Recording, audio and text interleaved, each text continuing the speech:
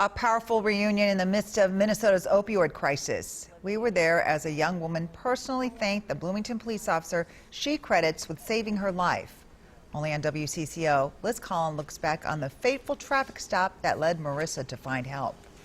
It was pretty apparent that Marissa was in a tough spot. 4801-108. Sergeant Tom Williams recounted that stop for us a few years ago. A then 19-year-old college student caught speeding with a spoon and tinfoil in her car. If somebody were to tell me that my daughter, in Victoria, Minnesota, was going to be a heroin addict, I would have said no way. It was that meeting with Marissa Krause's parents at the Bloomington Police Department 6 years ago when Sergeant Williams told them what they were dealing with and the advice he gave her mom and dad. So good to see you. It's good Congrats. to see you too. Thank you. That made this moment possible. Primarily, I talked to your folks about was the idea of tough love, and they listened, and it's a really hard thing to do. That night, they wouldn't let Marissa back in. We have a bag packed for you, like you're not staying here. It's us or drugs. Tough thing for the parents to hear, but things that they need to know. And I wasn't willing to risk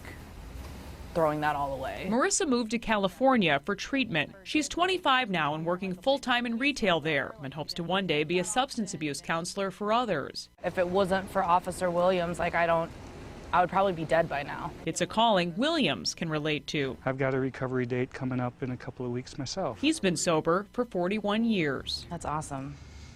I was very young like you when I Yeah. got into recovery. A chance encounter on a Twin Cities street I just want to say thank you. that ultimately pointed a lost teenager in the right direction. Really meant a lot to me You're quite welcome. because I have a great life now. In Bloomington, Liz Collin, WCCO 4 News. Sergeant Williams retired from the Bloomington Police Department after serving for 33 years in May. Marissa will share her story at Hazleton for others in recovery this week before she heads back to California.